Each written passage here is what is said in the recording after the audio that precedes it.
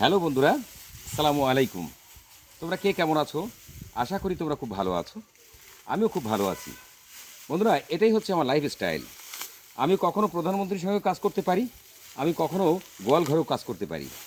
আমি বর্তমানে আমার নিজস্ব প্রয়োজনে আমার নিজস্ব জমির ধান আমি এখন এই যে কাটার পরে বাঁধা হচ্ছে। দেখো বন্ধুরা, পৃথিবীতে কোনো কাজই ছোট না। তোমরা যারা বেকার শিক্ষিত যুবক বসে আছো, তারা এই কাজগুলো অবশ্যই করে দিতে পারো, তোমাদের বাবাদেরকে একটু হেল্প করতে পারো, বা তোমার নিজের শেখাও হলো। পৃথিবীতে মৌলিক প্রয়োজনীয় শিক্ষা কখনোই বৃথা যায় না বন্ধুরা। তো তোমরা যদি পারো, এখন এই যে এই সময়ের এই ধানটা অত্যন্ত সেন্সিটিভ বিষয়, কারণ যে কোনো মুহূর্তে আকাশে বৃষ্টি বর্ষা আসতে পারে, এবং সেই বৃষ্টিতে এই ধানগুলো নষ্ট হয়ে যেতে পারে।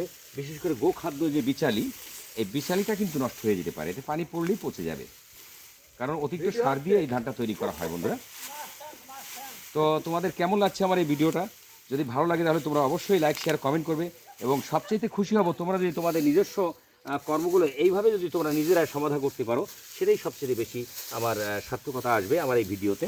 তো তোমরা যে যেখানেই থাকো না কেন, তোমরা তোমাদের বাবাদেরকে অবশ্যই এভাবে হেল্প করতে পারো, তোমাদের নিজেদের কর্ম করতে পারো।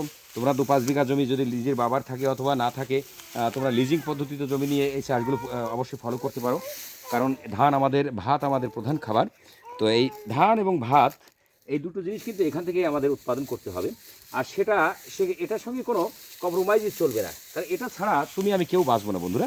সুতরাং আমাদেরকে এই কাজটা অন্তত করতে হবে আগামী দিনে আমাদের প্রজন্মকে ভালো রাখার জন্য, সুস্থ রাখার জন্য। আমাদের এই ধান চাষ তো অবশ্যই রানিং রাখতে হবে বন্ধুরা।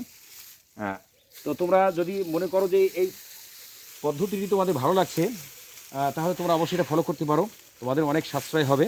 তো ঠিক আছে বন্ধুরা, ভালো থাকো। আবার দেখা হবে অন্য কোনো স্থানের অন্য কোনো টপিকস নিয়ে। ততক্ষণে তোমরা ভালো থাকো, সুস্থ থাকো। আল্লাহ হাফেজ।